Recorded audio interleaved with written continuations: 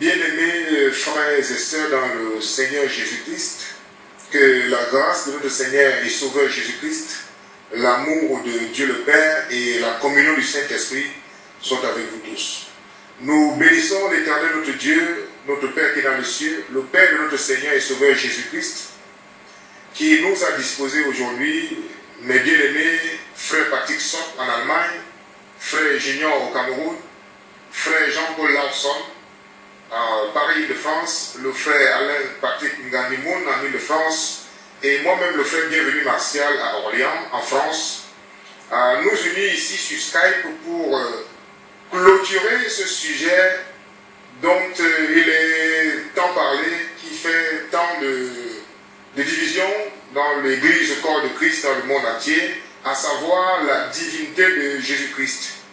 Étant donné que nous sommes tous de commun accord à ce sujet, notamment la divinité de Jésus-Christ. Jésus-Christ est Père, Jésus-Christ est Fils, Jésus-Christ est Saint-Esprit et Jésus-Christ est Dieu. Voilà pourquoi, bien-aimés frères et sœurs, pour ne pas perturber vos esprits, le Saint-Esprit nous dispose aujourd'hui à venir donc mettre un point à ce sujet. Et comme je vous le disais tantôt, nous sommes 5, le frère Patrick Sock, le frère Junior du Cameroun, le frère Jean-Paul Larson, le frère Alain Patrick Gadoumoun et le frère Bienvenu Martial, moi-même. Nous avons laissé soin à une personne, à un bien-aimé, le frère Junior et le frère Patrick Sock, de nous amener, de nous expliquer, de nous démontrer bibliquement en peu de temps ce que nous avons dit à l'énoncé de ce message, à savoir la divinité de notre Seigneur et Sauveur Jésus-Christ.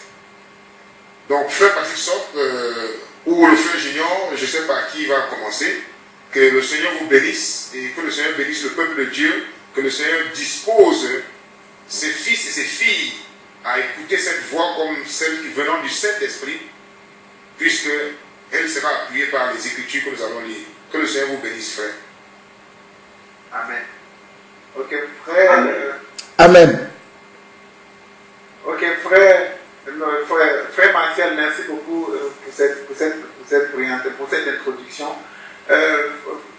Frère Junior, j'aimerais qu'on fasse ça en interaction, si tu le veux bien. Donc on va prendre quelques minutes en interaction.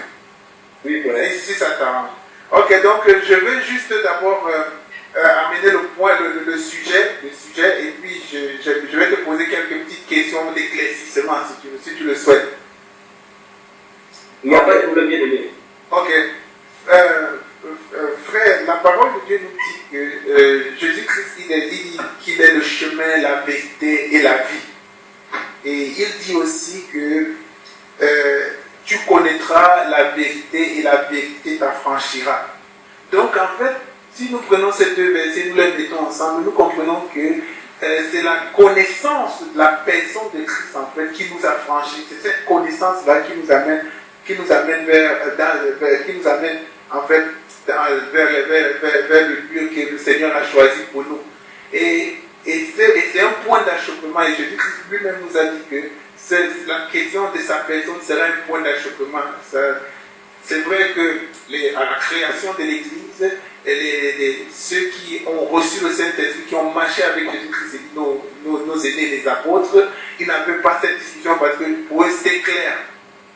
Mais j'aimerais d'abord que tu nous dises encore clairement, parce que nous tous ici présents, donc le frère Alain Patrick Gadimoun, le frère Jean-Paul Larson, le frère Martial, toi, moi-même et toi le frère Junior, donc on a une même position, mais j'aimerais que tu expliques encore, pour toi, ou même qu'est-ce que pas pour toi, que dit la Bible, frère?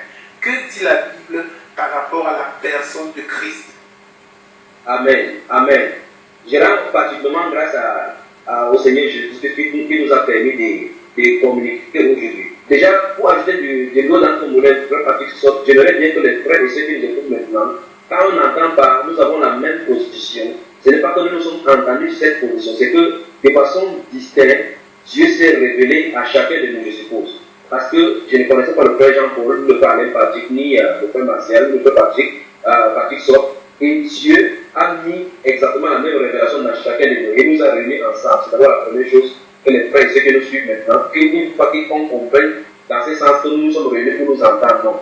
Et que dès le départ, Dieu nous a révélé la chose. Et comme nous savons très bien, connaître Christ, c'est la révélation. Il lui dit.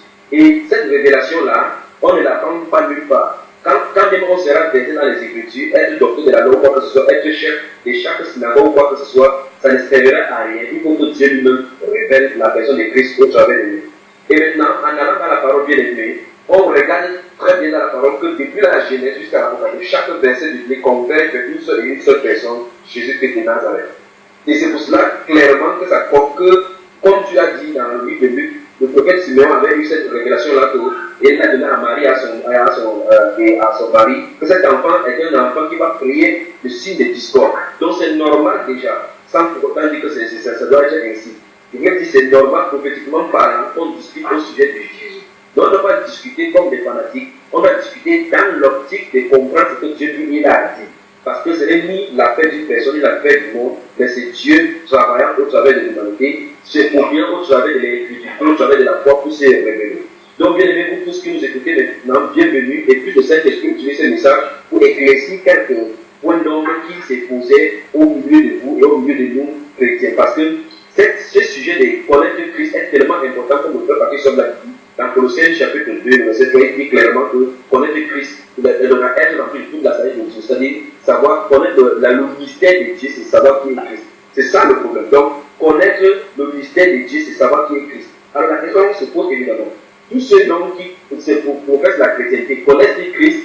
En fait, la réponse est manifestement non, parce que si on voit les sujets de discussion, c'est tout au sujet de la personne de Christ aujourd'hui. Ça montre que d'une façon ou d'une autre, on ne connaît pas Christ. Alors qu'est-ce que la Bible nous dit donc de cette personne qu'on appelle Christ? Par rapport à la unicité de Dieu, ça ne se pose pas. Les chrétiens ou bien la chrétienté en particulier, tous les membres du chrétienté sont d'accord sur ce point-là qu'il n'y a qu'un seul Dieu.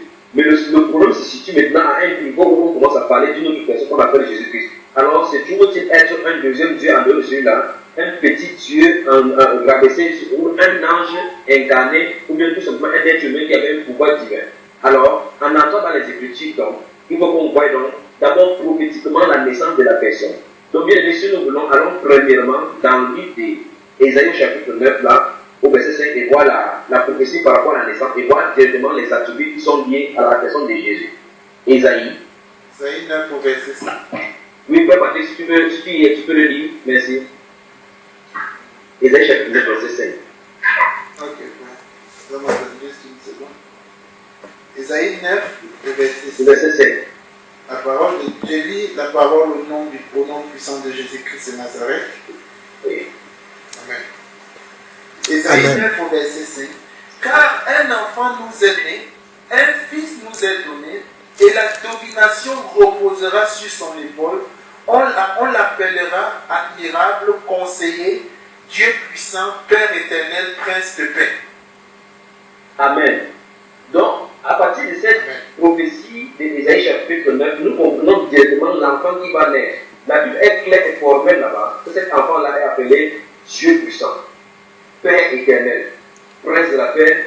Regardons tous les attributs près. Et lorsqu'on rentre dans le Nouveau Testament maintenant, et dans les évangiles, on voit très bien que la personne, l'enfant dont on parle, ce n'est que Jésus.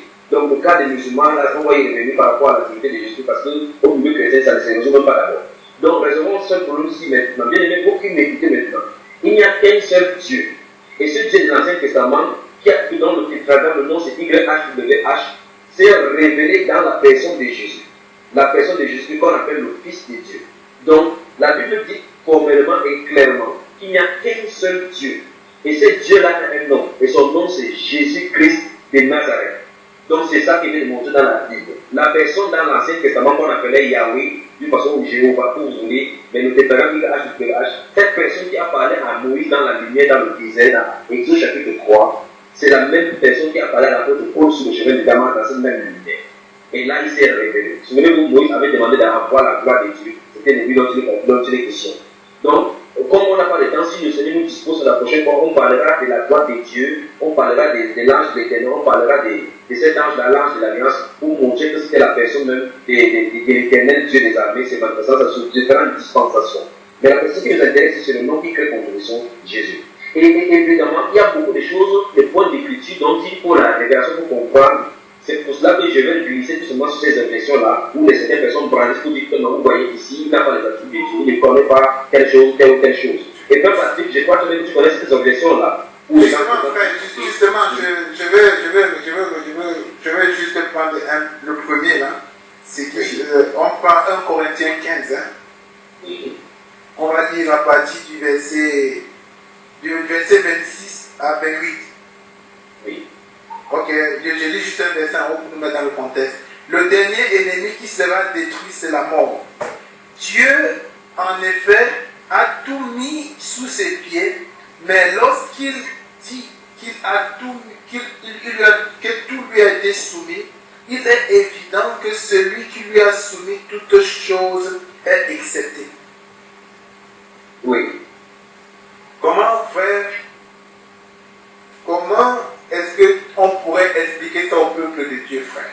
Ok. Donc la première chose avant de comprendre ces versets, je prie tous les bien-aimés qui ont ces versets devant eux, c'est dans le livre de 1 Corinthiens au chapitre 15, verset 27 à 28, qui ça se trouve bien aimé.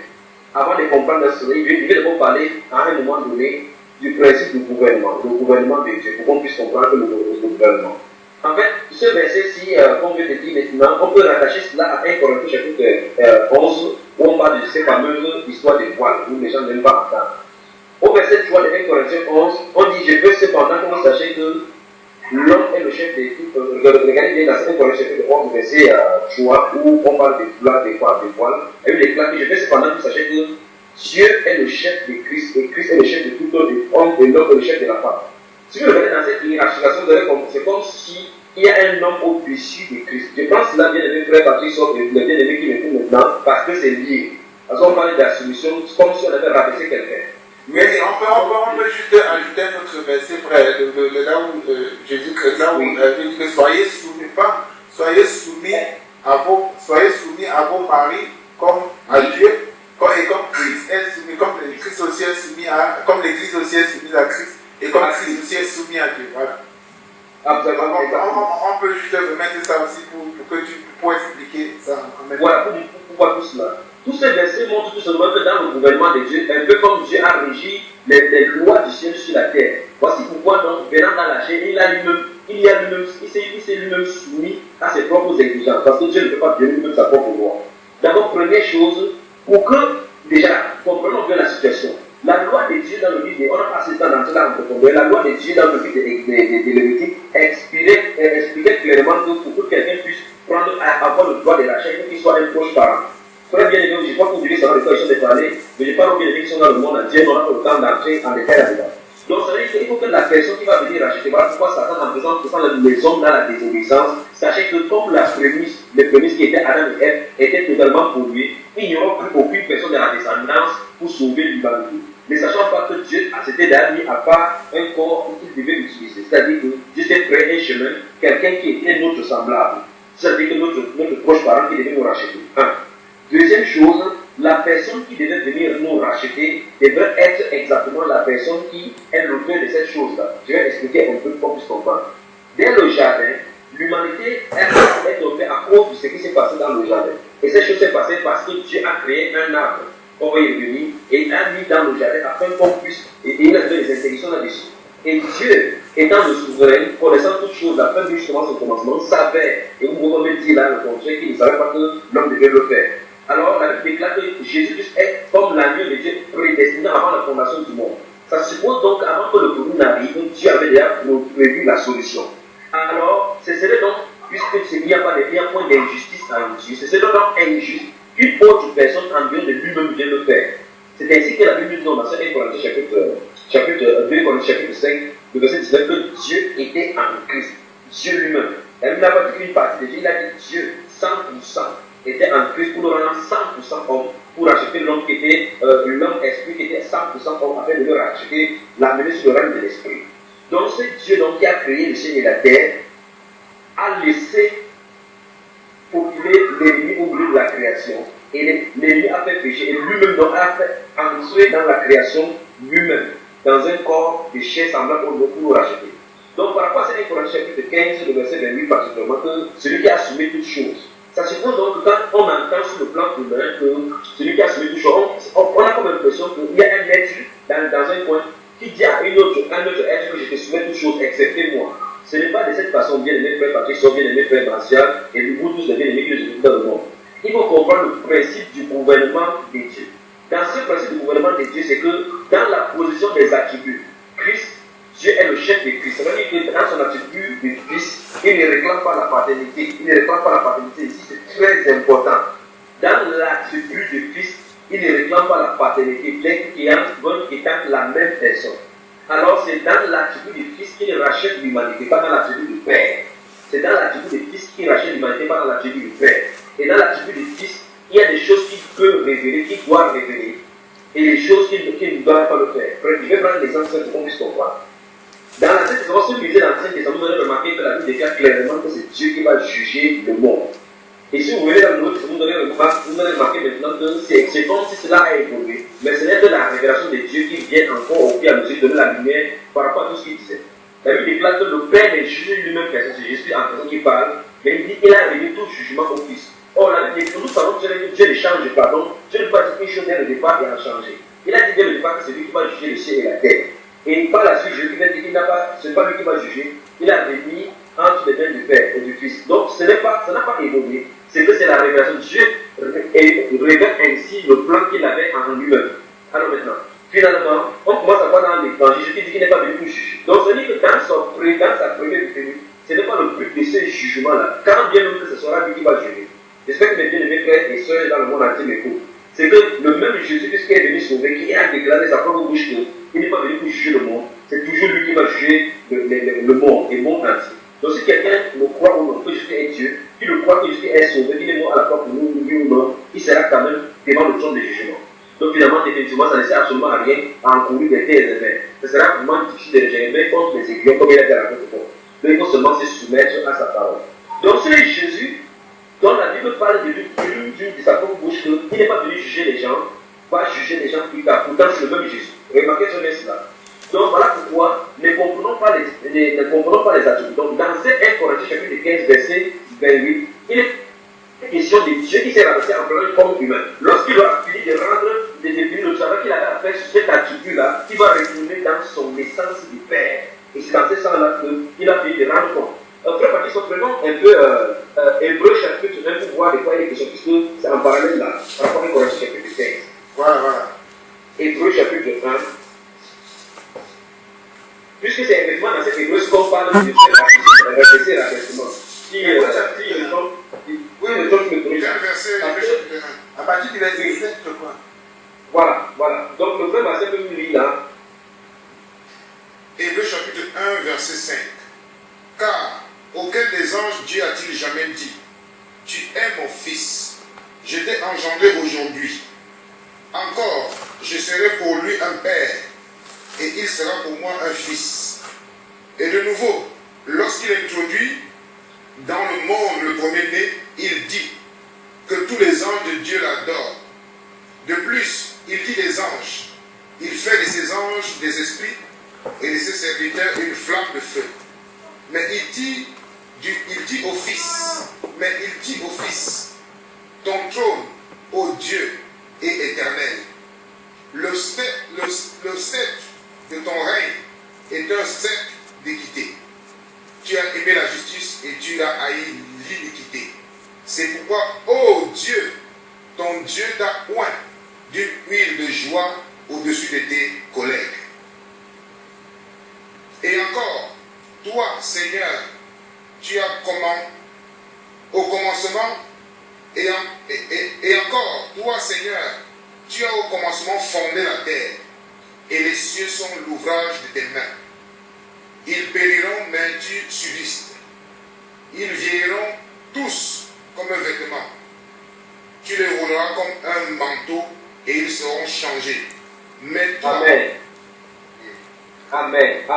Bien aimés frères, bien aimés sœurs dans le monde entier, en lisant ceci, il est clair et net ici là que le créateur de l'univers, c'est la personne de Jésus qui est le Christ. Donc c'est clair là-bas. Lorsqu'on voit, ici nous voyons, on a comme une pseudo-conversation entre une personne, et ici on a comme l'impression que c'est Dieu qui a parlé à un autre Dieu. Et nous savons très bien qu'il a parlé maintenant à cette attribut-là. Remarquez ce qu'il dit, pour dire, je m'adresse à ceux qui vont suivre cette vidéo, c'est qui ont suivi la doctrine de Dieu, selon laquelle la personne de Jésus-Christ c'est la personne de Michael. Donc c'est une fausse doctrine diabolique, luciféraire, effectivement. Donc voyons très bien ici que Dieu n'a jamais dit à un ange que tu es mon fils. Et maintenant, remarquons très bien, on peut dire ici que Jésus n'a pas la nature d'un ange, ce n'est pas un ange, comme les autres, comme ange Michael, Gabriel et autres là. Et pourtant, il dit ici aux anges d'adorer Jésus. Donc maintenant, vous voyez que la création, l'une des choses qui offense vraiment Dieu, c'est l'idolâtrie. C'est de associer la gloire de Dieu à une personne. Si Dieu ne va pas demander à une personne, il a dit qu'il ne donnera, il a déjà dit qu'il ne peut pas changer. En lui, il n'y a aucune ombre de variation. Il a dit qu'il ne donnera pas sa gloire à une autre personne. Et il demande lui que tout genou fléchira. Ici, il dit donc que tous les anges de Dieu l'adorent. Donc en revenant dans la Bible, dans les détails, on reviendra sur cet enseignement. Donc maintenant, frère bien-aimé, Patrick, et tous ceux-là qui se posent dans ces questions incorrectes, nous voyons donc maintenant ici, quand Dieu introduit donc le Christ, donc ça veut dire que le corps, il est sous le vidéo chapitre 9, il dit que tu n'as pas aimé le locos et autres là, mais tu m'as formé un corps. C'est pourquoi je suis venu pour te faire haute ta volonté. Ça veut dire après d'avoir dit que tu n'as pas aimé le sacrifice, ça montre qu'il faisait se passer une chose pour que la volonté de Dieu s'accomplisse. Donc, à ce corps-là, qui est appelé le roi, ce corps qui est appelé le roi, le tabernacle dans lequel Dieu devait venir faire sa mission, ce corps-là est appelé ici Dieu. Et c'est la personne de Jésus-Christ de Nazareth. Et ici donc, c'est ici donc la loi de la soumission de Dieu. Cette loi-là, donc, on lit dans 1 Corinthiens chapitre 15, le verset 28. C'est pour ça qu'il a dit qu'il a soumis. Remarquez, il a soumis, il s'est rabaissé. Ce n'est pas la soumission comme entre l'homme et la femme où l'autre doit laisser l'autre parler. Non. Ce n'est pas qu'il y a deux personnes, c'est que Dieu admet le fait que lui-même quitte le trône pour se rabaisser au plan humain afin d'exercer une œuvre dans cette attribut-là. Donc c'est par rapport à cela, frère Patrick, dans ce développement de Hébreux chapitre 1, verset 5, nous voyons plusieurs choses. Nous voyons très bien que la Bible déclare au verset 9 que tu as aimé la justice et tu as haï l'iniquité. C'est pourquoi, oh Dieu, ton Dieu t'a oint. C'est Dieu qui parle comme ça. Dieu hurle des joies. Et si quelqu'un se pose la question, comment Dieu peut dire que ton Dieu t'a oint? Plusieurs fois, et à la répétition, nous voyons ça dans l'Ancien Testament, comment l'Éternel se présente, par exemple, il dit que l'Éternel est un Dieu miséricordieux. Par exemple, il ne dit pas que je suis un Dieu miséricordieux. Donc Dieu se manque, c'est comme si Dieu se parlait à lui-même. Donc je ne sais pas si tu as vu quelque chose dans la Bible, dans Exode particulièrement. On peut même le voir aussi dans Job, quand le diable vient parler, quand le diable approche Dieu, et Dieu dit, as-tu considéré mon serviteur Job? On peut même le lire dans Job 1, je crois. Oui, prenons cela, frère, prenons cela. Oui, le frère Larson et le frère Ganimoun peuvent aussi intervenir, parce que je vois que les signes nous conduisent autrement. Amen.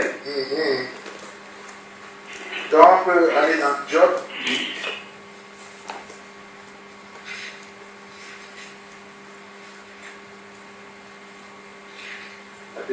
Au chapitre 1er, hein, Job. Oui. Au chapitre 7, hein. Oui. L'Éternel dit à Satan, d'où viens-tu? Et Satan répondit à l'Éternel, de parcourir la terre et de m'y promener. L'Éternel dit à Satan, as-tu remarqué mon serviteur Job? Il n'y a personne comme lui sur la terre. C'est un homme intègre et droit, craignant Dieu et se détournant du mal. Amen. Dans ce chapitre 1, à partir du verset 7, là, bien aimé. Oui, 7 et 8. Oui, très pratique. Donc nous voyons ici comment Dieu s'adresse à Satan en disant, il ne dit pas que as-tu remarqué que mon serviteur Job me craint. Donc c'est pour dire au bien-aimé qui pourrait philosopher avec cet hébreu-là que Dieu a eu à parler de cela plusieurs fois dans la Bible. Nous voyons également ce même principe-là lorsque Moïse, fatigué, a demandé à voir la gloire de Dieu. Il dit dans Exode chapitre 32 à 33, il dit, tu me dis toujours que tu ne connais pas mon nom, mais tu ne m'as pas fait voir ta gloire, tu ne m'as pas voir ta gloire. Il dit, tu ne peux pas voir ma gloire. Et remarquez comment il va passer devant le Seigneur, devant Moïse, il va proclamer la sainteté de l'Éternel.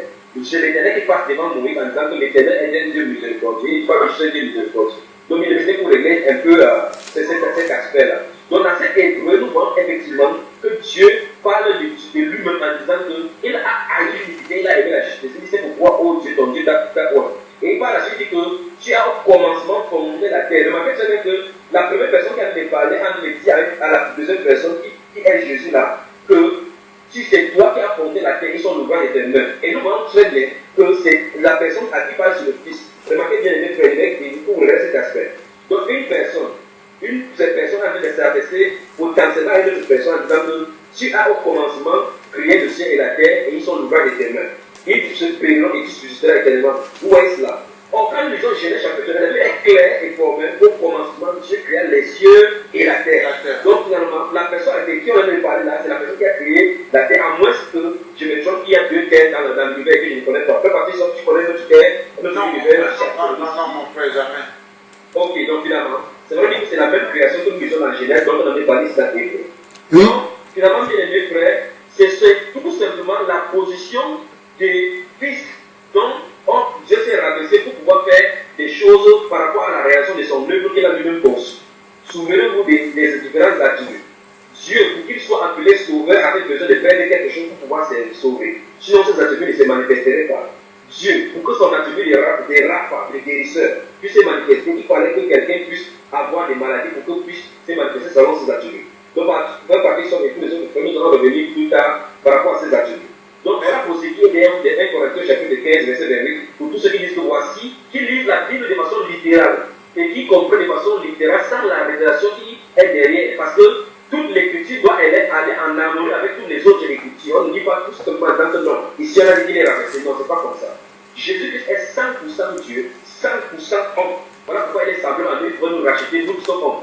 Et déjà, si ça surprend dans les frères et ceux qui nous suivent maintenant, j'aimerais leur dire clairement que l'homme n'est pas la chair que nous voyons maintenant. L'homme a d'abord été créé esprit. Et c'est donc légitime que Dieu lui-même, qui nous a créé à son image, puisse venir dans la chair pour nous faire ramener dans le règne qu'il nous a créé initialement. Amen. Amen. Mais frère, je vais prendre juste un verset et je vais pas t'étaler sur le verset, mais je veux à partir de ce verset comme témoin te poser une question. Et le verset c'est Nombre 23, 19. Oui, que Dieu n'est pas un homme pour mentir, ni le Fils de l'homme pour se repentir. Donc Amen. Dieu ne ment pas. Alors, la question a deux volets. Le premier volet de la question, comment réconcilier, puisque Dieu n'est pas un homme pour mentir, ni le Fils de l'homme pour se repentir. Comment réconcilier le fait que dans l'Ancien Testament, Dieu nous dit qu'il est, si on parcourt le livre d'Ésaïe 53, 54, on le trouve facilement. Pourquoi est-ce que Dieu nous dit là-bas qu'il est le seul sauveur, qu'en dehors de lui, il n'y a pas un autre sauveur, et qu'on dit que Jésus-Christ va venir et que l'ange, c'est l'ange même qui apparaît, et l'ange dit que l'enfant qui va venir de Marie, ce sera, on l'appellera Jésus, son nom sera Jésus, parce qu'il sauvera son peuple. Comment est-ce que tu réconcilies ça, frère, avant de revenir à une question cruciale? Bonne question. Et voilà justement, voilà le point essentiel. Comme tu parles, le mot ici, c'est réconcilier les Écritures. En fait, d'abord, la première fondation, c'est que Adam a dit qu'il n'y a pas de contradiction possible. Ça suppose que s'il y a une ambiguïté, c'est nous qui sommes dans l'ambiguïté. Ce n'est pas Dieu qui est dans l'ambiguïté, parce que comme tu l'as cité, il ne peut pas mentir. Alors, si donc Dieu a dit qu'il est le seul sauveur, il ne peut pas se mentir, il ne peut pas mentir, il ne peut pas se tromper. Il ne peut pas avoir un autre sauveur en dehors de lui et qu'il manque d'humanité tout entière en disant qu'il y a un autre sauveur en dehors de lui. Parce qu'il a dit qu'il n'y a pas d'autre Dieu en dehors de lui, il n'y a pas de sauveur en dehors de l'Éternel. Il n'y a pas de rocher, il a bien dit qu'il n'en connaît point. C'est ce que notre Dieu a dit. Alors, si dans la Bible, en fait, si on regarde avec les yeux de la révélation, avec le cœur disposé à comprendre les révélations du Seigneur, alors on doit comprendre que la personne qui est devenue le sauveur là-bas, et en fait, remarquez très bien comme tu le sais, l'ange dit que car celui qui sauvera son peuple de ses péchés. Et nous savons que ce peuple-là, c'est le peuple de Dieu. Alléluia. Alors forcément, il faut que ça soit Dieu. Et la Bible déclare dans le chapitre 2 qu'on appelle clairement notre grand Dieu, notre sauveur, Jésus-Christ. Donc celui qui est ce Dieu-là, qui était le sauveur.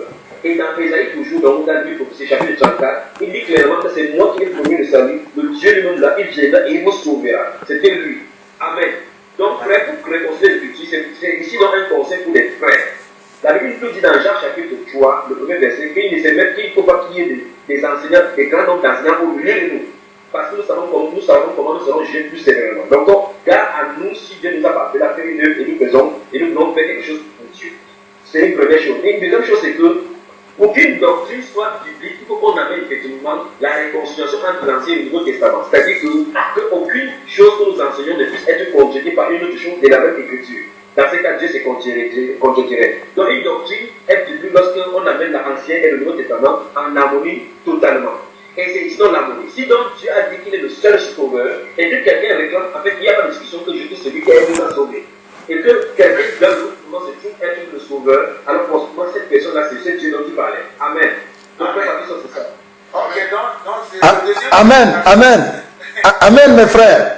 Le deuxième Amen, frère Patrice, je suis tellement béni que je voulais juste faire un petit remarque, si vous me permettez. Oui, mon frère. Parce que tout à l'heure, vous avez dit quelque chose qui m'a beaucoup béni, parce que la parole de Dieu se réconcilie, effectivement. Et puis, il faut aussi qu'on fasse attention de ne pas dire ce que Dieu n'a pas dit, ou bien de penser au-delà de ce que Dieu pense.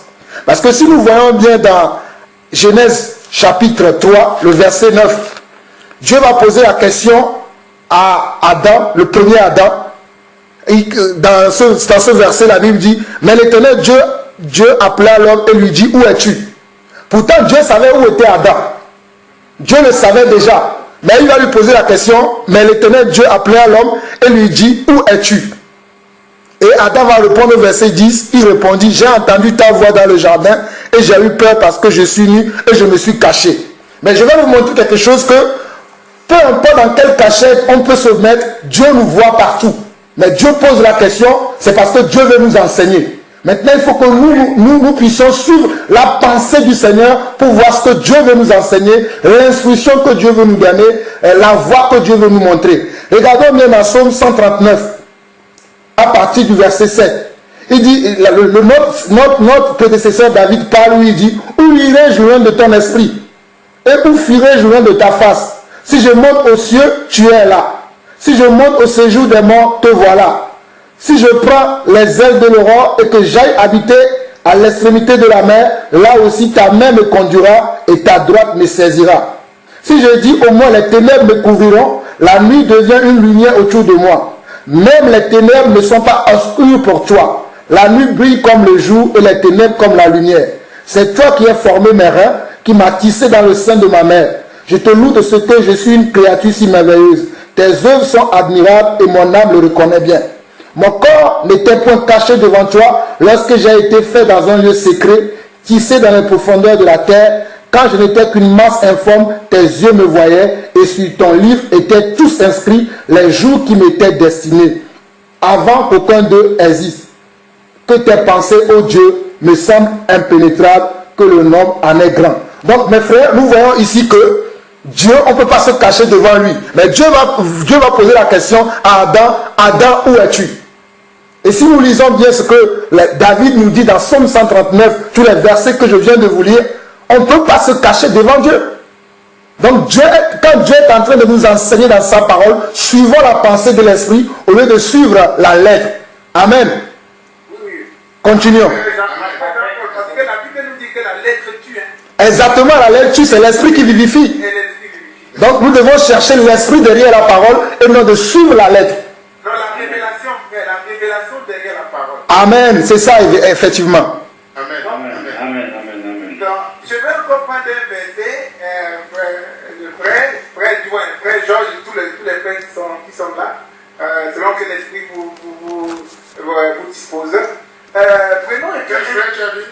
Et dit tous les autres frères qui sont là, dont le frère Jean-Paul Lasson, soit le frère Marcel Mba, ou le frère Alain Patrick Gadjibou, et le frère Junior qui a commencé, qui était avec moi au début de notre petit entretien. Là, nous parlons ici précisément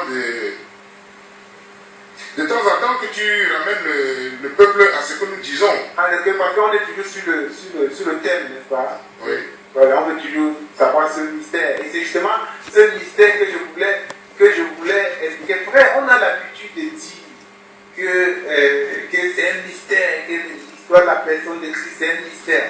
Mais j'aimerais un peu dire rapidement dans Galates, là, dans le livre de Galates, avant de poser ma question.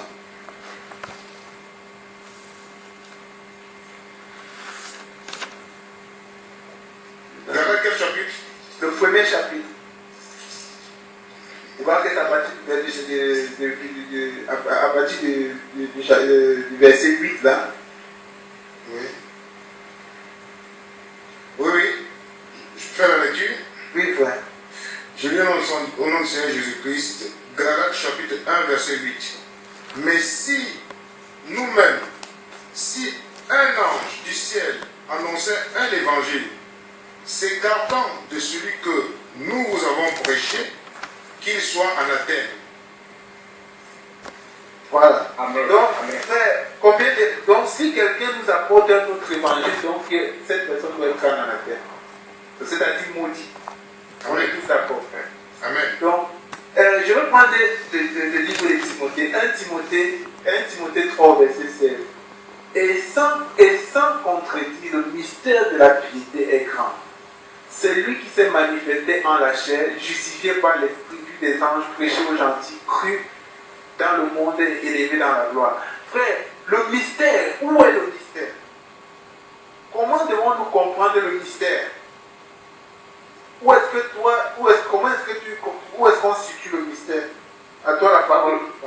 Alors, frère, dans ce verset de 1 Timothée 3, verset 16, remarquons que ce n'est pas la connaissance de Dieu qui est le mystère à l'intérieur, Voilà. c'est plutôt la chose que Dieu a fait qui est le mystère. Effectivement, c'est ça qui embrouille les gens. Remarquons très bien.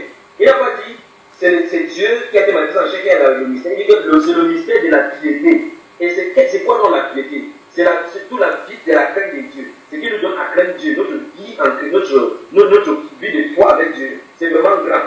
Ce sur quoi notre foi repose est un mystère. En fait, la façon dont nous croyons, la façon dont nous croyons que nous sommes sauvés, c'est un mystère. Pourquoi? Parce que Dieu a été manifesté en chair. Dieu a été, c'est pas le fait que Dieu a été manifesté en chair qui est un mystère dans ce verset. Parce qu'il faut que les gens parlent en disant que non. Quand on discute sur cette thème-là, particulièrement, non, c'est un mystère, il faut que ça. Non, c'est un mystère qui a été démystifié par Dieu lui-même au travers de Jésus-Christ. Quant à ce qui est de la révélation de la parole, c'est clair dans ce verset-là que Dieu s'est manifesté en chair. C'est Dieu qui est venu dans une chair humaine pour réconcilier le monde avec lui-même. 2 Corinthiens 5, 19. Donc, frère bien-aimé, ce n'est pas le mystère par rapport à Christ et Dieu là-bas. Il dit par rapport aux gens qui pourraient utiliser ça pour dire que non, ils ne vont pas comprendre que c'est un mystère. Là, c'est compréhensible, même littéralement parlant, que dans la Bible, Jésus est littéralement Dieu. Ça veut dire que dans ce verset nous montre directement que Jésus est Dieu. Et ça devient mystérieux maintenant pour nous. Souvent, nous, l'apôtre va dire que nous prêchons la sagesse de Dieu. Vous savez, c'est mystérieux. Nous prêchons cela qui est caché au savoir. Parce que les Grecs cherchent la sagesse, les autres cherchent des miracles. Nous prêchons Christ crucifié. Où est cela? Donc, effectivement, cela, c'est une folie pour les gens qui fait que Dieu puisse venir dans la chair mourir. Parce que si personne donne les objections que Dieu ne meurt pas, Dieu ne peut pas mourir. Ce sont des choses qu'on pourrait entrer dedans et donner des réponses. D'autres disent que Dieu ne peut pas pleurer. Mais pourtant, c'est même Dieu peut rire. Dieu il connaît toutes choses, ainsi de suite, très bien aimé, parce que je ne sais pas si Dieu a déjà compris la réponse que tu nous ouvrais. Amen, mon frère. Je voulais juste que, frère Martial, est-ce que tu peux nous lire ce verset, Colossiens 1, à partir du verset 25. Oui, allô, frère Patrick, avant de venir à Colossiens 1, ce que Junior a dit est tellement important et j'aimerais aussi un peu revenir là-dessus pour dire que pour ce qui concerne ce mystère, en quelque sorte, ce n'est pas tellement encore un mystère parce que ce mystère a été déjà révélé par les prophètes. Si nous voyons quelques versets dans le livre d'Ésaïe, le prophète Ésaïe a préparé la venue de notre Seigneur. Par exemple, dans Ésaïe 40, nous voyons que la personne qui est venue avant Jésus, c'est Jean-Baptiste. Qui est venu pour préparer le chemin de Jésus. Mais dans Ésaïe 40, parlant de Jean-Baptiste, Ésaïe 40, verset 3-4, on nous dit qu'une voix crie, préparez au désert le chemin de l'Éternel. Je suis bien à Ésaïe 40, verset 3 et 4. Il dit, une voix crie, préparez au désert le chemin de l'Éternel, aplanissez dans les lieux arides une route pour notre Dieu. Ici, il n'a pas dit une route pour Jésus, mais il a dit une route pour notre Dieu. Et dans Ésaïe 43, on voit aussi au verset 3, Ésaïe 43, verset 3, on nous dit ici que car je suis l'Éternel ton Dieu, le Saint d'Israël, ton Sauveur.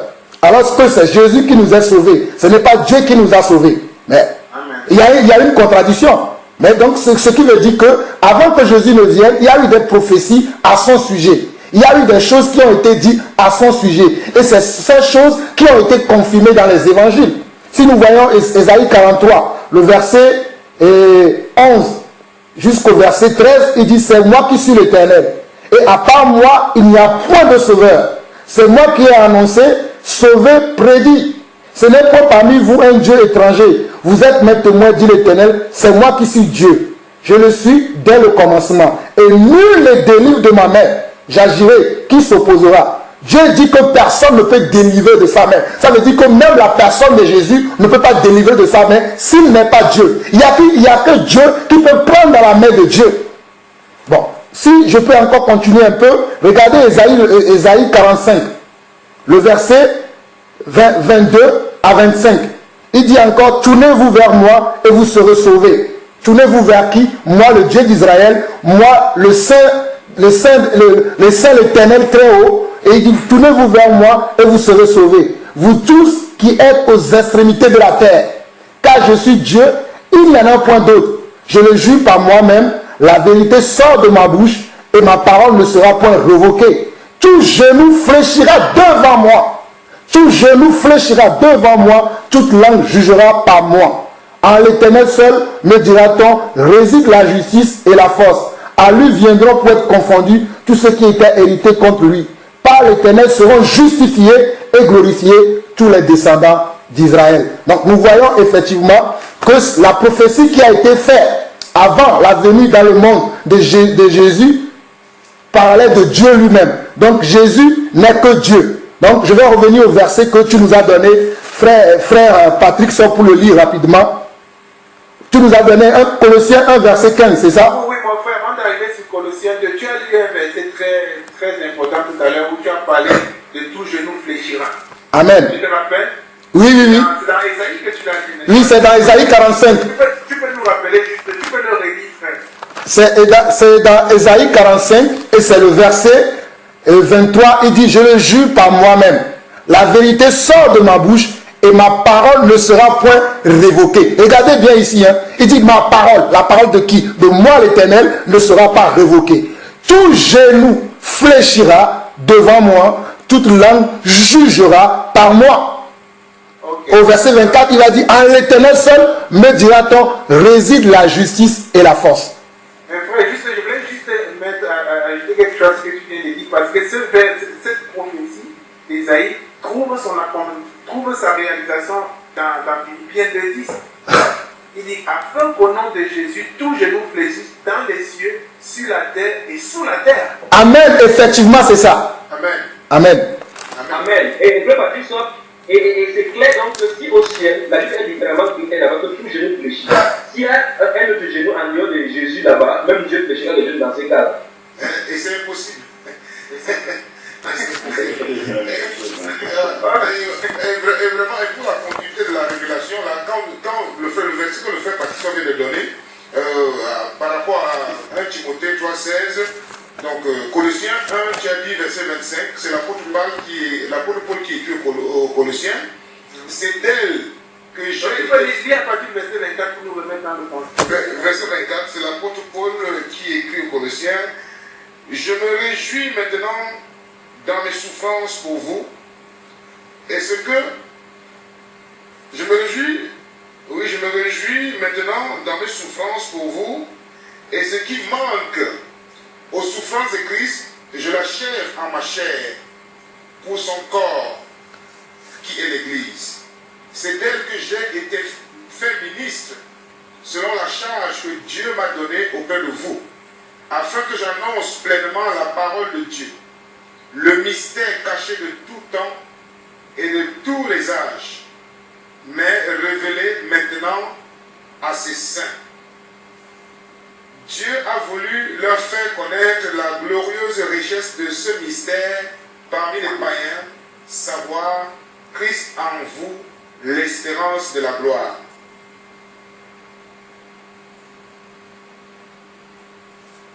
Allô? C'est bon, est-ce que tu as pris Colossiens 1,24? Oui, celui-là c'est bon. Ok. Jusqu'à quand les Colossiens? On va arriver sur Colossiens donc. Voilà. Maintenant, d'abord, Colossiens. Donc Colossiens chapitre 1,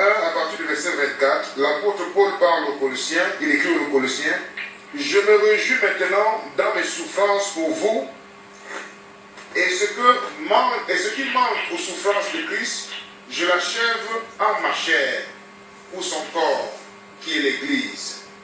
C'est d'elle que j'ai été fait ministre, selon la charge que Dieu m'a donnée auprès de vous, afin que j'annonce pleinement la parole de Dieu, le mystère caché de tout temps et dans tous les âges, mais révélé maintenant à ses saints. Dieu a voulu leur faire connaître la glorieuse richesse de ce mystère parmi les païens, savoir Christ en vous, l'espérance de la gloire. Donc Christ n'est pas le problème, ce n'est pas Christ le mystère. C'est Christ, le mystère de Christ a été révélé. Donc, c'est des révélations, nous l'avons même dans Apocalypse chapitre 1. voilà. Lui-même va parler, Apocalypse chapitre 1, verset 8, verset 18. Il nous dit clairement, je suis l'alpha et l'oméga, le Seigneur Dieu, celui qui est, qui était, qui vient, le Tout-Puissant. Bon, en fait, la révélation elle est complète, elle est claire. Normalement, en tant qu'enfant de Dieu, dans nos esprits, ça devrait être clair.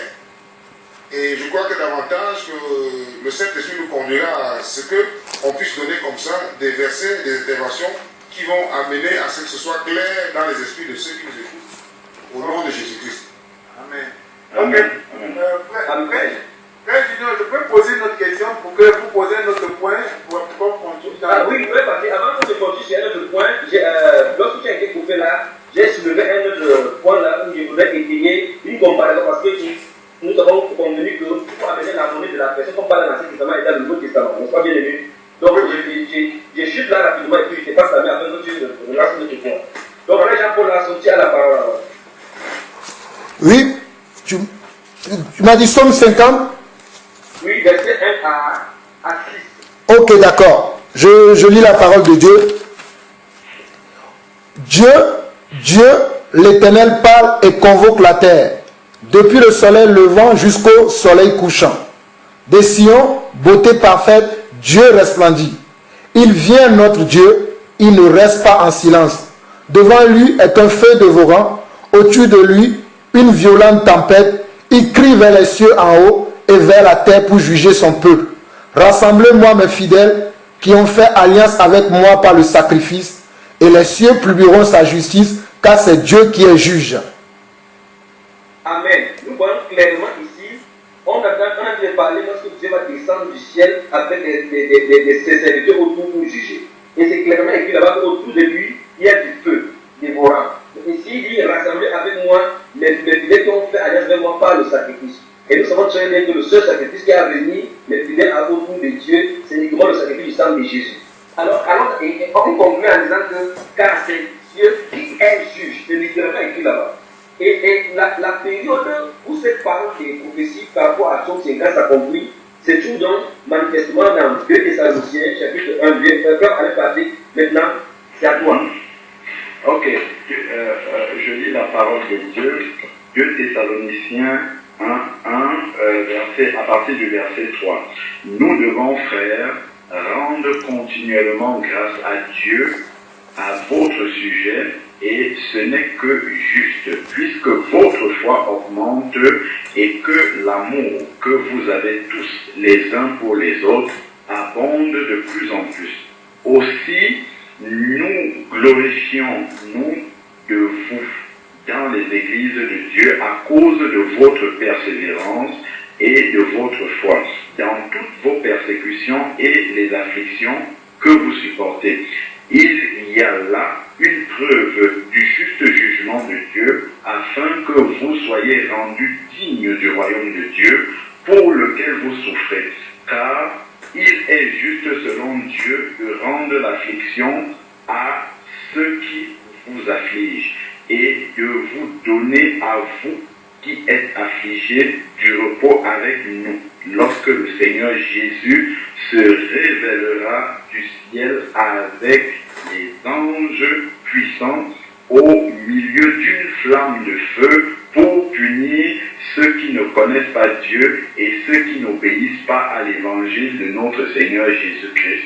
Ils auront pour juste châtiment une ruine éternelle, loin de la face du Seigneur et de la gloire de sa force. Quand il viendra pour être en ce jour-là glorifié dans ses saints et admiré dans tous ceux qui auront cru. Or, vous avez cru à notre témoignage. Amen. Amen, bien-aimé. Amen. Donc nous voyons très bien que c'est qu'on écrit dans 2 Thessaloniciens chapitre 1, là, comme le peuple Alain Patrick dit, c'est exactement ce qui a été dit dans ce que le frère Jean-Paul a lu. À moins que quelqu'un me dise qu'il y a eu 2 événements qui vont se passer avec les flammes de Dieu, 2 réunions des croyants en Christ, et le jugement de Dieu par rapport aux impôts. Donc nous sommes d'accord qu'il n'y aura qu'un seul jugement, et tel que la Bible nous l'écrit. Et ce qui est écrit dans le psaume 50, c'est exactement ce qui est écrit ici. Et nous voyons donc dans ce psaume 50, en prenant les paroles, pour que les gens puissent comprendre là où je partais. Dans le psaume 50, il déclare que c'est Dieu qui vient au milieu du feu. Le problème, c'est que là-bas, c'est Dieu. On est quand dit Dieu, il y a encore le nom de Dieu qui a pris au milieu des hommes. Ici, dans le Nouveau Testament, puisqu'il est révélé, on l'appelle maintenant de son nom dont il est appelé. On dit le Seigneur Jésus-Christ. Amen, peuple de Dieu. Amen. Amen. Amen. Amen. Donc, frère Patrick, c'est ça qu'il a ajouté par rapport. Il y en a tellement comme ça, en prenant de l'Ancien Testament et du Nouveau Testament. Si on prend par exemple dans la chapitre 1, où il dit que j'enverrai mon messager pour voir le chemin devant ma face. C'est lui l'Éternel qui parle. Et le messager dont il va voir le chemin devant sa face, c'est manifestement Jean-Baptiste. Et il est soudain entrant le Seigneur, l'Éternel dans son temple, le Seigneur que vous cherchez. Et il est entré effectivement dans cet temple qu'il a dit, détruisez cet temple et je le passerai en 3 jours. Donc il y a beaucoup à dire là-dedans. Et ça sans compter le fait qu'il a dit dans Zacharie ils m'ont vendu à 30 pièces d'argent, c'est plus le manqué au cœur, ils m'ont estimé. Dans le Nouveau Testament, on voit que c'est accompli dans la personne du Seigneur Jésus-Christ. Donc, frère Patrick, sorti, vous voulez lancer de quoi? Voilà. Oui, frère, parce que tu me permets d'essayer de marquer d'un grand point le livre de Matthieu 24, parce que c'est aussi un verset qui veut prêter à confusion pour ceux qui n'ont pas l'Esprit de Dieu. Le livre de Matthieu 24 au verset 36, parce que certains frères se disent, mais toujours vous essayez de vouloir démontrer que Jésus n'est pas Dieu, donc Jésus n'est pas le Père. Alors il va dire dans Matthieu 24, parlant de son discours au mont des Oliviers, parlant aux disciples qui vont lui poser des questions, en lui faisant contempler le temple. Il va dire au verset 36 de Matthieu 24, pour ce qui est du jour et de l'heure, personne ne sait, ni les anges des cieux, ni le Fils, mais le Père seul. Donc, frère Junior, si Amen. tu Oui. Ok. Tout à l'heure, le frère Jean-Paul a pris un verset dans le livre de Genèse, chapitre 3, où Dieu est venu, sachant que l'homme, nous sommes d'accord là-dessus que Dieu sait toutes choses. Sachant que l'homme avait péché, il a posé la question à Adam, où es-tu? Cette question n'a pas besoin de lui répondre parce que Dieu sait manifestement Adam cette chose. Nous sommes d'accord aussi là-dedans, peuple de Dieu. Amen. Okay. Amen. La même situation. Amen. Amen. Amen, frère. La même situation se trouve dans Genèse chapitre 4, verset 9. Souvenez-vous, lorsque Adam, Caïn, a tué son frère, Dieu lui a demandé où est ton frère Abel? Vous voyez la même question de le dire. Quand Dieu a posé la question à Abel, il savait exactement où Abel c'était. Abel avait fait. Avant qu'Abel ne fait Caïn ne tue son frère, Dieu savait qu'il le ferait. Alors, manifestement, quand Dieu pose la question, ça ne veut pas dire que Dieu ne connaît pas. C'est pour ça que je parlais, et je viens de dire, frères et soeurs dans le monde entier, nous prions véritablement que le Seigneur puisse nous éclaircir par rapport à ce sujet, que ça soit une fois pour toutes vérité dans notre esprit. Bien comprendre et bien comprendre que dans ce Matthieu chapitre 24, Jésus-Christ dit clairement qu'il n'a pas dit que le Fils de l'homme ne connaît pas, il a dit que le Fils lui-même ne connaît pas. Il n'a pas dit que lui qui est devant ne connaît pas, il a dit le Fils. Il parle des attributs, de l'attribut du Fils. Dans la position de l'attribut, il n'est pas permis de révéler. Je vais dire quelque chose comme frère Marcel, c'est toi qui as pris le verset, allons dans le livre de Jean au chapitre 16, pour qu'on voit quelque chose.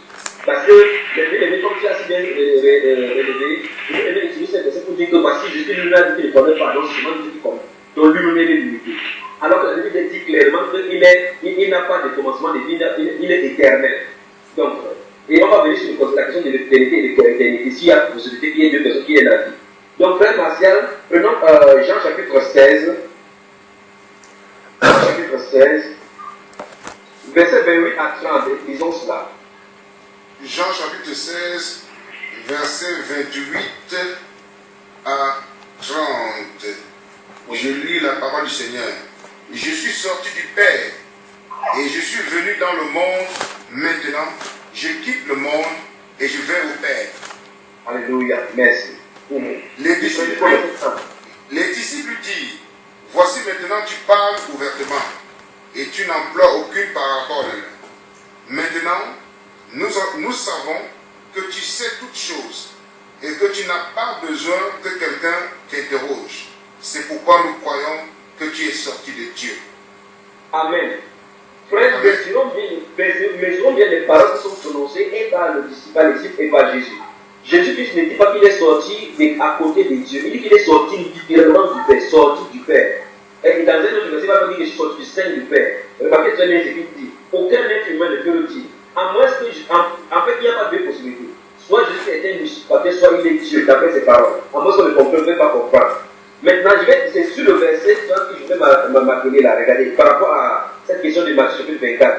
La Bible dit clairement ici que son disciple lui a dit tu nous parles maintenant avec le parabole parce que ça montre qu'un homme était embrouillé comme nous sommes embrouillés aujourd'hui. Jésus-Christ leur parle de quelque chose, il prédit nous savons maintenant nous savons que tu sais toutes choses. Frère bien-aimé, à moins que peut-être c'est dans ma version seulement que c'est écrit. Est-ce que dans votre version nous sommes d'abord d'accord que c'est écrit toutes choses que Jésus-Christ sait toutes choses? Amen, amen, amen. Amen, amen. Ok, alors posons la question. Si Jésus sait toutes choses, y a-t-il donc une chose qui puisse lui échapper? Non, Absolument rien. absolument rien. Absolument rien. Ça veut dire que ça veut dire qu'il sait toutes choses. Alors lorsqu'il est venu chez Marie dans Jean chapitre 11, en demandant où l'avez-vous enterré, c'est exactement ce qu'il faisait lorsqu'il posait la question à Adam. Adam, où es-tu? Lorsqu'il était dans l'esprit. Alléluia. Amen, amen. Amen. Amen. Amen. Nous voyons très bien que Jésus-Christ sait toutes choses. Et le matin, pour expliquer encore bien, assez bien aimé frère, dans ce Jean chapitre 16, il va bien leur expliquer qu'il y a beaucoup d'autres choses qui pouvaient leur révéler, mais il ne peut pas les supporter maintenant. Après, il a dit que le consolateur viendra et vous posera dans toute la vérité. Il prendra ce qu'il est à Jésus, il va le révéler. Donc, il y a des choses qui devraient être données par révélation parce que les gens ne peuvent pas tenir. Et par rapport à cette question de fin des temps et autres avant de sa venue, lui-même, Jésus-Christ, a dit clairement qu'il va venir comme un voleur, que c'est à lui de payer. Puis il n'est pas le voleur, alléluia. Donc c'est lui qui va venir comme un voleur. Ça veut dire que si on lit 1 Thessaloniciens chapitre 4, c'est encore clair là-bas. On dit à la trompette, lui-même il descendra du ciel. À la trompette, la grande sonnera la trompette, il descendra du ciel. Et quand nous lisons tous ces éléments d'Apocalypse, on voit très bien que ce n'est que lui qui donne les ordres, ce n'est que lui qui donne les ordres bien aimés. Donc ne nous embrouillons pas. Jésus veut dire que dans son attribut de Christ, parce qu'il est venu pour sauver, il n'est pas venu. Souvenez-vous, les disciples vont me poser cette question autrement dans Actes des Apôtres. Alors, dans Actes des Apôtres, là, je vais décrire les frères. Il va dire, ce n'est pas à vous de permettre les temps pour le moment où Dieu a fixé sa propre autorité. Il dit, mais votre part, c'est de connaître les choses, c'était avec les mains. Donc, Jésus me dit par là qu'il y a des choses concernant sa venue ou autre chose, parce que s'il le disait, c'est que moi, je pourrais faire du mal, sachant que le jour à gauche, il court le gentil. Pour qu'on reste comme des soldats, comme des sentinelles, en étant dans l'aide et qu'on reste éveillé. Amen. Donc, dans cet Acte chapitre 1, le verset 7, les disciples lui ont demandé, Seigneur, est-ce en ces temps que tu rétabliras le royaume d'Israël? Il a dit, ce n'est pas à vous de connaître les temps ou le moment où le Seigneur, que Dieu lui a fixé sa propre autorité. Remarquez comment il dit, que Dieu lui a fixé sa propre autorité. Il dit, quant à vous, recevez une puissance de Saint-Esprit sur ensuite. Donc, Jésus vient dire à ce disciple-là maintenant qu'il y a des choses qui ne vous est pas permis de régler, que ce n'est pas permis que je vous les donne maintenant. Il ne s'est pas permis que vous compreniez ici. Mais dans la dispensation, dans les répartitions que j'ai pour vous, voici ce que vous êtes censé savoir. Voici juste où ça va aller. Donc, frère Marcel, c'est ça exactement donc la Bible nous parle. Oui, et puis selon ma compréhension, là, dans le livre de Matthieu, effectivement, le Seigneur est en train d'accomplir la loi. Il est en train de parler à Israël. Et l'Église n'existait pas, l'Église n'est pas encore née. Et puis, là, il parle de son retour physique. Là, il a pu parler à Israël de son retour physique. Mais en ce qui concerne l'enlèvement de l'Église, puisque les Thessaloniciens vont s'interroger à ce sujet-là, dans 1 Thessaloniciens 4, il va bien leur dire, l'apôtre Paul va dire, pour ce qui est des temps et des moments, vous n'avez pas besoin, frères, qu'on vous écrive, car vous savez bien vous-même que le jour du Seigneur viendra comme un voleur dans la nuit. Quand les hommes diront paix et sûreté, alors une ruine soudaine les surprendra comme les douleurs de l'enfantement surprennent la femme enceinte, et ils n'échapperont point. Mais vous, au verset 4, 1 Thessaloniciens chapitre 5, verset 4, mais vous, frères, vous n'êtes pas des ténèbres pour que ce jour vous surprenne comme un voleur. Vous êtes tous les enfants de la lumière et des enfants du jour. Nous ne sommes point de la nuit ni des ténèbres. Voilà pourquoi le Seigneur donne des révélations comme celles qu'il a données à beaucoup de frères, Pierre Gilbert, Marie Massicotte et le frère Nadimoun qui avait réalisé la vidéo sur l'enlèvement de l'Église. savoir certainement, mais il y a des périodes quand même. Le Seigneur nous donne quand même certaines périodes où nous sentons, nous le disons tous aujourd'hui, hein, en tant qu'enfants de Dieu, nous savons que nous sommes à la fin des temps, l'enlèvement peut arriver d'un moment à l'autre. Donc, nous sommes déjà avertis, peut-être pas à l'heure exacte, mais comme il dit, l'apôtre Paul dit aux Thessaloniciens là, que vous n'êtes pas les enfants des ténèbres pour que ce jour vous surprenne. En fait, il parle de l'enlèvement de l'Église, et pourtant dans Matthieu 24, il est en train de leur parler du retour physique sur le mont des Oliviers. Absolument, frère, absolument. Patrick, est-ce que c'est possible que je prenne la parole à ce stade-ci juste pour mettre l'emphase sur quelque chose, sur vraiment l'importance du sujet sur lequel nous sommes en train de partager, avant de passer à un autre point. Il n'y a pas de problème. Voilà, donc je veux simplement que nous prenions la parole de Dieu dans Matthieu 16, Matthieu 16 à partir du verset 13. Donc, le sujet que nous sommes en train de partager ensemble n'est pas un sujet secondaire du tout, c'est vraiment un sujet central, c'est vraiment la fondation même de la foi chrétienne. Donc, si on se trompe sur ce sujet-là, on peut effectivement bâtir notre foi sur du sable, parce que, effectivement, ça ne sera pas sur le roc, sur le rocher sur lequel le Seigneur veut que nous bâtissons notre foi. Donc je lis la parole de Dieu dans Matthieu 16 à partir du verset 13. Jésus étant arrivé dans le territoire de Césarée de Philippe, demanda à ses disciples, qui dit-on que je suis, moi, le Fils de l'homme? Ils répondirent, les uns disent que tu es Jean-Baptiste, les autres Élie, les autres Jérémie ou l'un des prophètes. Et vous, leur dit-il, qui dites-vous que je suis? Simon, verset 16, Simon Pierre répondit, tu es le Christ, le Fils du Dieu vivant. Jésus, reprenant la parole, lui dit, tu es heureux, Simon, fils de Jonas, car ce ne sont pas la chair et le sang qui t'ont révélé cela, mais c'est mon Père qui est dans les cieux. Verset 18, et moi je te dis, tu es Pierre, Pétros, on le sait bien, et sur cette pierre Pétra, le rocher, je bâtirai mon église et les portes du séjour des morts ne prévaudront point contre elle. Donc, nous savons que l'Église, qui est l'ensemble des rachetés, est bâtie vraiment sur cette fondation-là que le Père même qui est dans les cieux a révélé à Pierre dans ce passage-ci, à savoir que Jésus est le Fils le Christ, le Fils du Dieu vivant. Maintenant, certains pourront dire, oui, je crois que Jésus est le Fils, mais il n'est pas tout à fait Dieu. Il est inférieur à Dieu parce que on dit que toute chose lui sera, enfin la parole dit que toute chose lui sera soumise et ainsi de suite. Mais ça, je veux amener un autre passage pour qu'on comprenne bien la révélation que Pierre a eue dans ce passage quand il a dit le Christ, le Fils du Dieu vivant. Parce que c'est bien, quand on dit le Fils, ça ne dérange personne, mais quand on dit Jésus est Dieu, les gens commencent les gens perdent pied un peu, ils ne comprennent pas ce que ça veut dire. C'est pas rien, la révélation que Pierre a eue là. C'est pas pour rien que Jésus lui dit, ce n'est pas la chair et le sang, donc c'est pas un homme qui t'a révélé ça. Ça ne peut que te venir directement du Père. Prenons maintenant Jean 5 à partir du verset 15. On va lire Jean 5 du verset 15 jusqu'au verset 18. Donc, je lis la parole du Seigneur, Jean 5, verset 15.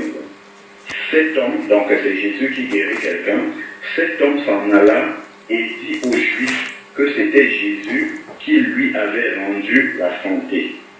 C'est pourquoi les Juifs poursuivaient Jésus parce qu'il faisait cela pendant le sabbat. Verset 17. Mais Jésus leur répondit, mon Père travaille jusqu'à présent, moi aussi je travaille. Mon Père travaille, moi aussi je travaille. À cause de cela, les Juifs cherchaient encore plus à le faire mourir, non seulement parce qu'il violait le sabbat, mais parce qu'il disait que Dieu était son propre Père. Regardez la fin de la phrase. Se faisant ainsi lui-même égal de Dieu. Se faisant ainsi lui-même égal de Dieu, parce qu'il disait que Dieu même est son Père. Donc la révélation que Pierre a eue ici, là, dans Matthieu 16, au verset 18, en fait, au verset 16, c'est que tu es le Christ, Dieu. En fait, c'est ça la révélation que Pierre a eue. Et c'est sur cette révélation-là que l'Église même est fondée. Donc si quelqu'un ne croit pas que Jésus-Christ est Dieu, il ne fait pas partie de l'Église.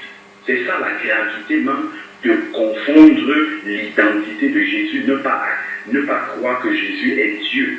Et tout à l'heure, le frère Jean-Paul a lu en fait ce passage qui montre que seul Dieu peut sauver. Donc si quelqu'un ne croit pas que Jésus est Dieu, puisque c'est lui qui nous sauve, ça veut dire que cette personne n'est pas encore sauvée. C'est ça la gravité de la question que nous sommes en train de partager ici. Donc il faut vraiment qu'on remette cette question-là dans son contexte, dans son importance. Ce n'est pas rien que nous sommes en train de faire là. C'est vraiment quelque chose de très important. Parce que les gens peuvent penser que c'est une question secondaire. Non, ce n'est pas une question secondaire, c'est une question de salut. Si quelqu'un ne croit pas que Jésus-Christ est Dieu, cette personne-là ne fait pas partie de l'Église.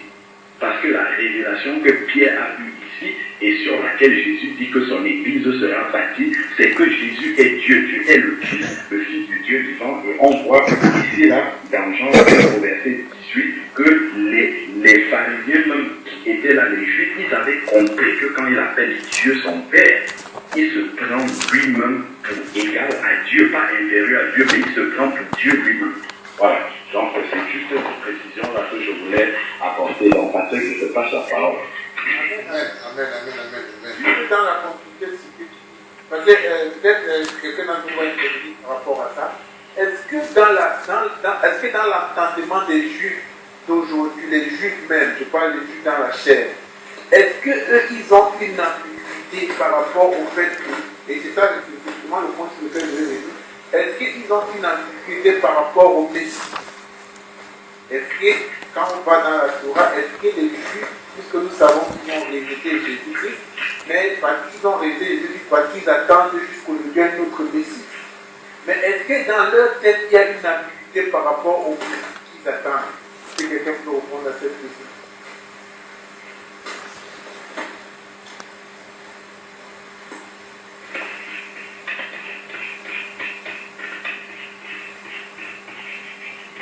Dois-je reposer la question?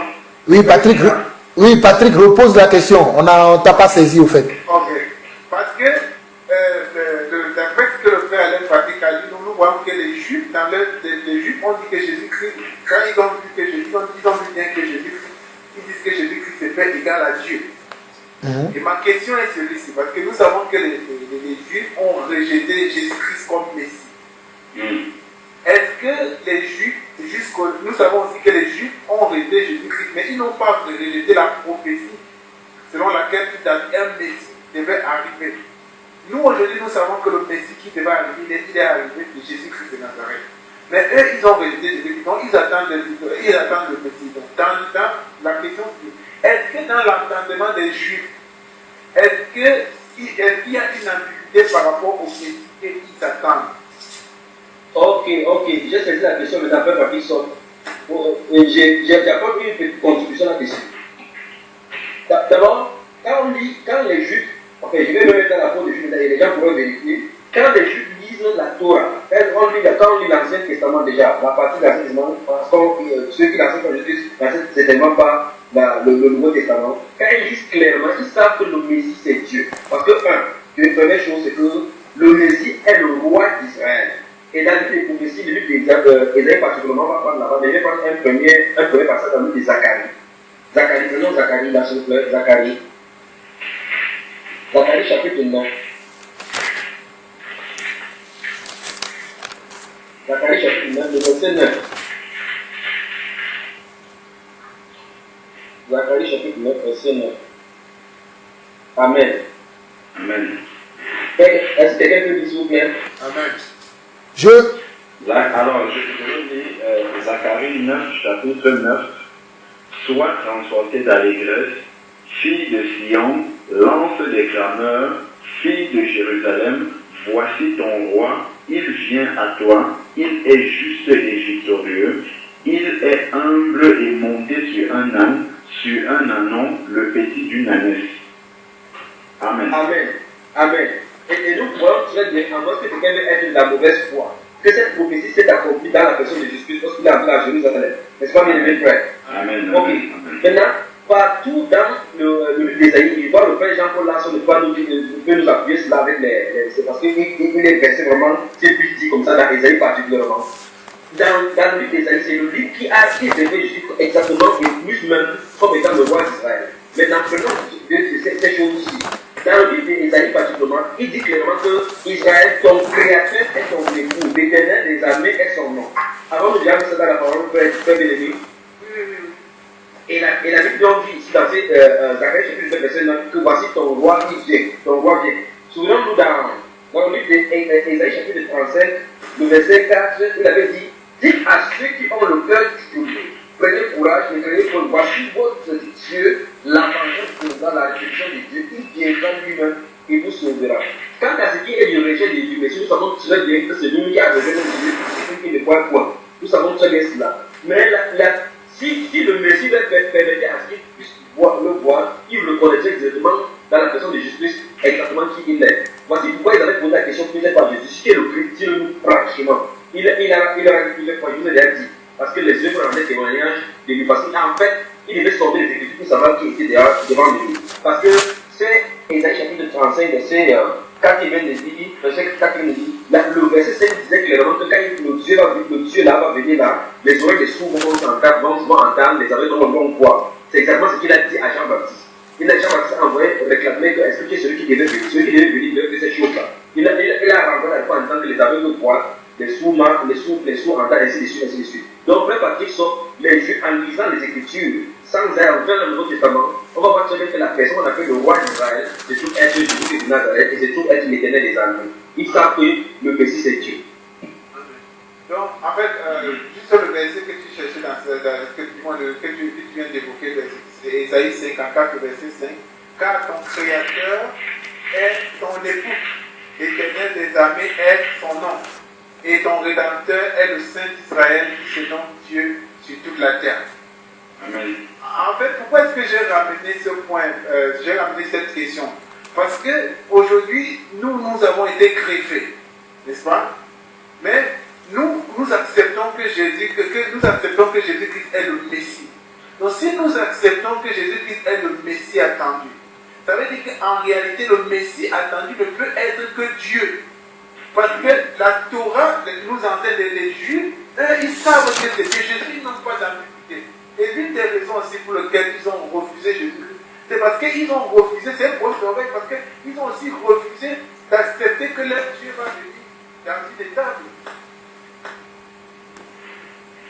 Avec oui, c'est ça, ils ont refusé, ils pensaient, ils savent que.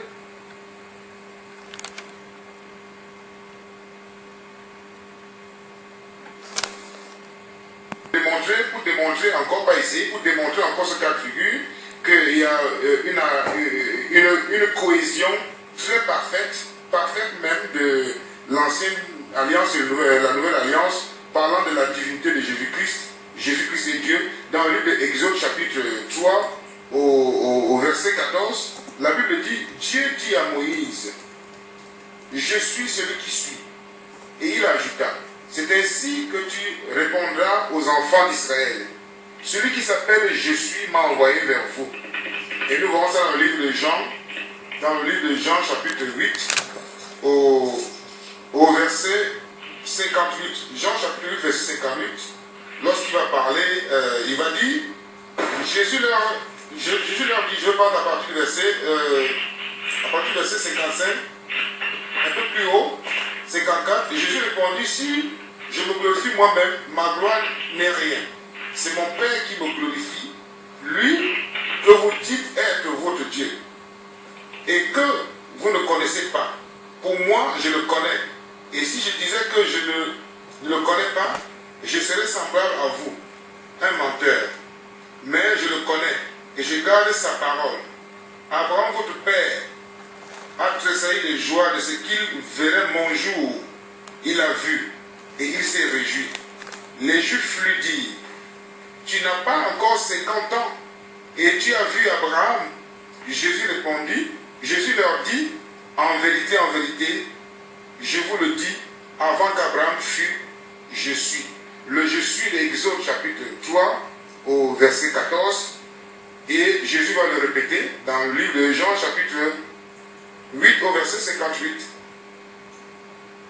Toujours parlant de sa divinité, confirmant sa parole. Amen. Amen. Amen. Et il y a aussi un passage, là j'essayais de le retrouver juste pour appuyer encore ce que Martial dit. Lorsque Judas arrive dans le jardin de Gethsémane avec les gardes pour arrêter Jésus. Et les gardes, il y a un des gardes qui demande qui est Jésus de Nazareth.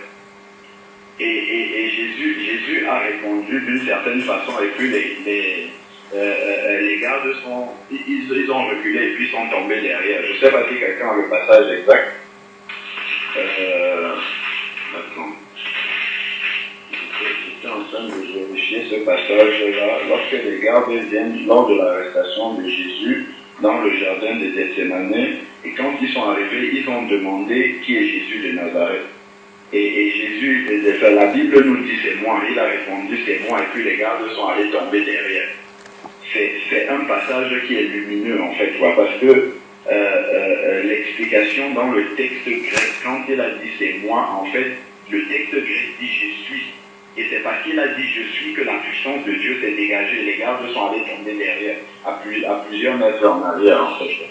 C'est juste ça que je voulais rajouter pour corroborer ce que Martial vient de dire là. Si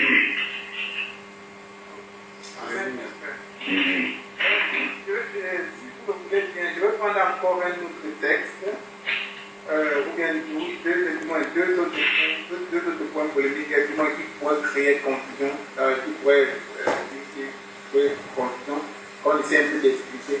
Le premier point, allô? Allô. Amen, nous te suivons, frère. Voilà. Ok. Parle un petit peu plus fort. Parle un petit peu plus fort, frère. Voilà.